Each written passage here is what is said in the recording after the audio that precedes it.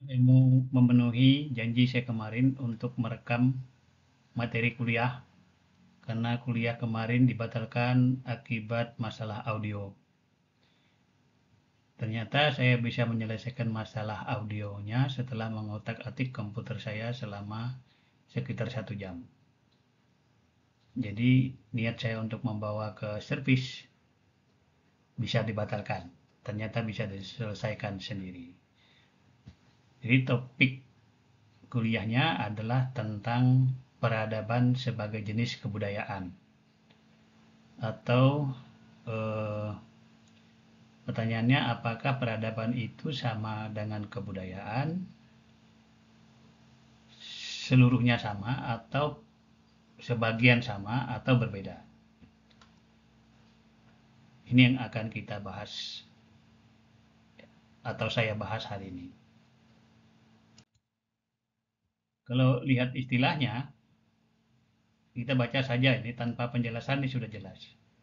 Dalam dunia akademik di Perancis, kebudayaan dan peradaban digunakan dalam pengertian yang sama. Demikian juga di kalangan antropologi Anglo-Amerika, Inggris Amerika, sama. Edward Tyler, perintis antropologi di Inggris abad ke-19 juga menggunakan dua istilah itu dalam pengertian yang sama. Udah jelas ya?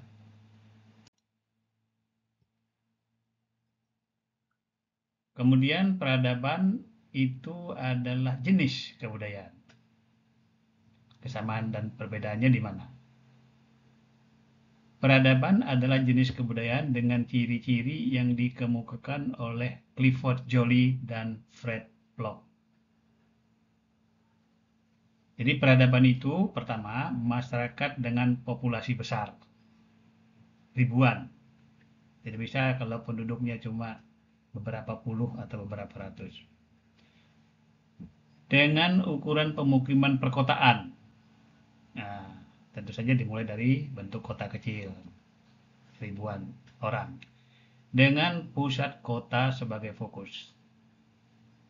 Udah jelas ini ya. Bukan desa tapi kota.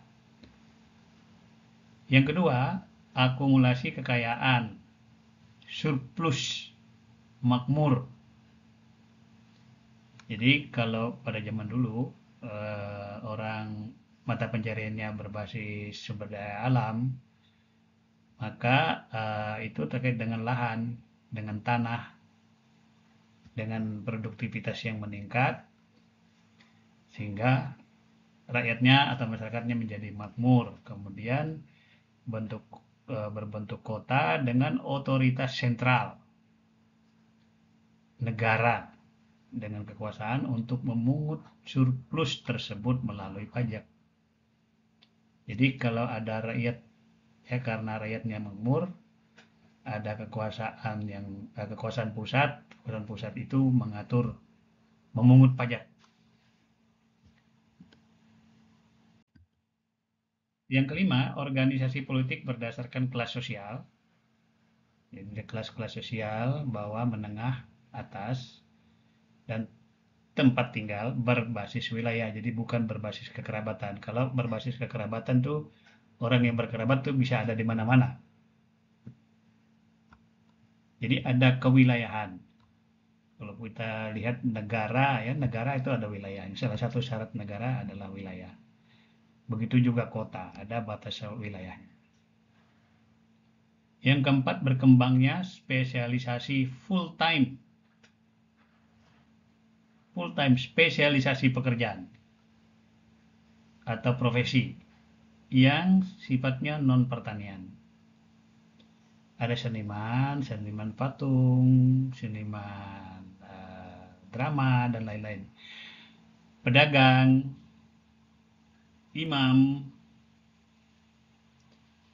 pejabat publik dan lain-lain. Yang kelima, pembagian masyarakat ke dalam kelas-kelas atau stratifikasi sosial. Jadi masyarakatnya itu stratified. Itu adalah ciri dari masyarakat yang kompleks. Itu pasti ada tingkat-tingkat kelas sosialnya. Masih peradaban sebagai jenis kebudayaan, kita baca dulu.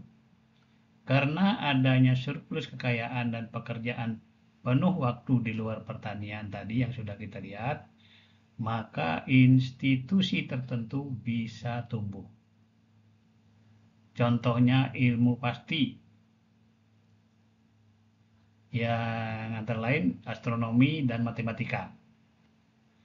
Nah, ini contoh peradaban astronomi Stonehenge di Inggris. Ini batu yang kita lihat di sini.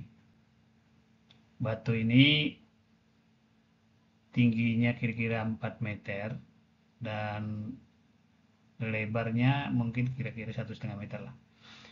Ini beratnya mencapai puluhan ton. Disusun begini, saya tidak mengerti ini, tapi ini adalah bagian dari ilmu astronominya orang zaman dulu. Yang kedua, pekerjaan umum dan bangunan dengan skala yang monumental. Ada piramid Mesir, Great Wall China, Parthenon Yunani, Borobudur, Prambanan, Machu Picchu di Peru, dan lain-lain.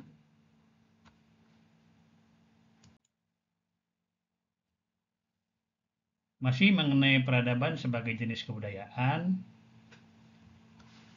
peradaban muncul mengikuti munculnya negara. Ya, apakah negara dulu atau peradaban dulu, saya kira berjalan beriringan gitu ya. Semakin kompleks sebuah masyarakat, semakin berkembang teknologinya, masyarakatnya makin banyak, maka dibentuklah otoritas terpusat tadi itu, yang makin lama disebut negara. Ini ada peradaban-peradaban kuno ya, yang tadi sudah sebagian kita lihat. Ada peradaban Mesopotamia, terdiri dari peradaban Sumeria, Assyria, dan Akkadia. Akkadia itu contohnya Mesir. Ini ada patung yang di bawah ini ya, patung Dewa Kyakta di Turki. Ini katanya juga bagian dari peradaban Mesopotamia. Kemudian ada peradaban Mesoamerika, 250 tahun sebelum Masehi, 250 tahun Masehi. Kalau yang Mesopotamia tadi 3.800 tahun ya, hampir 4.000 tahun sebelum Masehi. Nah, yang sebelah kanan ini, foto yang sebelah kanan ini adalah kuil prasasti Palenque, peradaban Indian Maya di Chiapas, Meksiko. Ini seperti piramid ya. Kemudian kita tahu ada peradaban Jawa, ada peradaban Sulu di Filipina.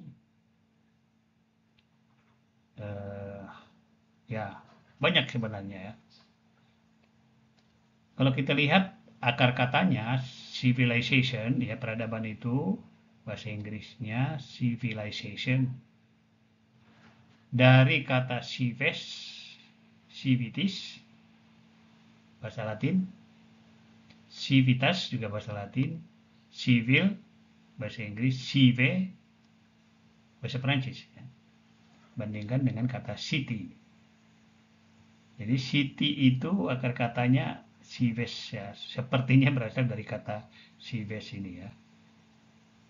Cives itu artinya warga negara, cives civitas, warga negara.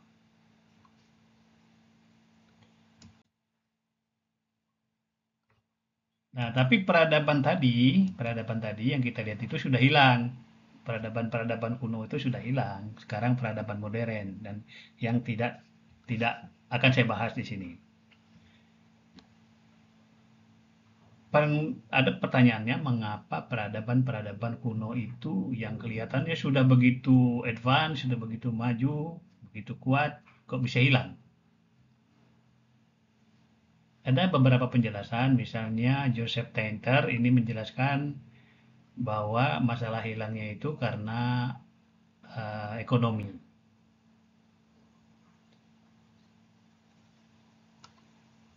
eh, kita tahu bahwa sebuah masyarakat semakin dia makmur, semakin banyak penduduknya, semakin kompleks sistemnya, sistem sosial politiknya semakin kompleks, sehingga kata Tenter makin mahal lah kos per kapitanya, ya biayanya, biayanya itu makin mahal.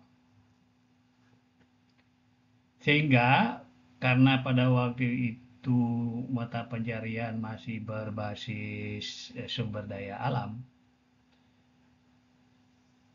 pertanian, walaupun ada juga non pertanian tadi ya karena sudah ada spesialisasi non pertanian,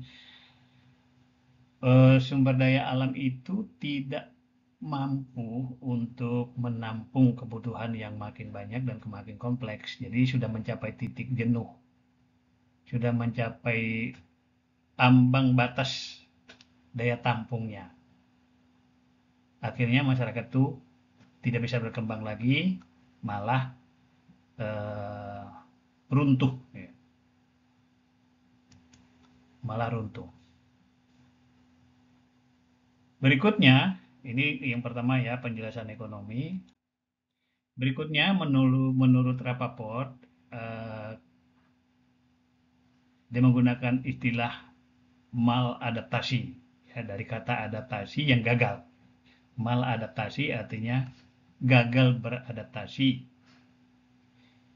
Itu terkait dengan over spesialisasi di dalam masyarakat itu atau over extended social system. So, sistem sosialnya meluas, melebar. Sehingga ya sekali lagi kalau kita kaitkan dengan keterbatasan sumber daya, maka ini yang menyebabkan masyarakat kota itu maladaptif. Lalu ada penjelasan dari Flannery, dia mengatakan ya karena bencana yang datang tiba-tiba, orang tidak siap. Lalu Renfrew mengatakan ini juga teori bencana ya. Dan yang kelima Einstein memberikan penjelasan sosiologis.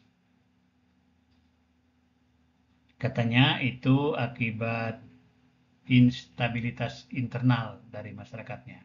Konflik, konflik internal. Jadi singkatnya eh, hancurnya peradaban kuno itu karena faktor ekonomi, karena faktor ketidakmampuan untuk beradaptasi, karena bencana, dan karena konflik internal. Yang terakhir adalah pengertian lain dari peradaban, yaitu pengertian dalam konotasi moral. Dalam masyarakat, kata peradaban atau beradab, civilize itu biasanya berarti unggul secara moral. Akhlaknya baik, akhlak mulia. Nah, itu bicara tentang orang yang beradab. Bisa juga itu berarti kehalusan. Kehalusan dalam banyak hal ya. Kehalusan dalam tata krama, kehalusan dalam berbicara, bahkan sampai pada kehalusan dalam rasa selera. Misalnya antara minuman anggur yang bermutu tinggi itu orang bisa membedakan mana yang uh, anggur yang beradab ya atau yang dihasilkan oleh peradaban tinggi. Kedua hal itu, yaitu unggul secara moral dan kehalusan, itu adalah konsekuensi dari peradaban, tetapi tidak dapat digunakan sebagai indikator penting untuk menilai peradaban. Sebab orang seperti Hitler dan Stalin, mereka adalah fenomena yang dilahirkan dalam konteks peradaban, tapi mereka tidak beradab, tidak unggul secara moral karena mereka diktator ya yang membinasakan banyak orang, membunuh banyak orang. Istilah lain yang bisa dipakai sebagai ganti untuk istilah peradaban adalah budaya sipil ya, atau civil culture. Demikian penjelasan singkat tentang pengertian peradaban dan kebudayaan. Untuk memperdalam konsep-konsep yang sudah disebut di sini, kalian bisa mencari referensi yang lain.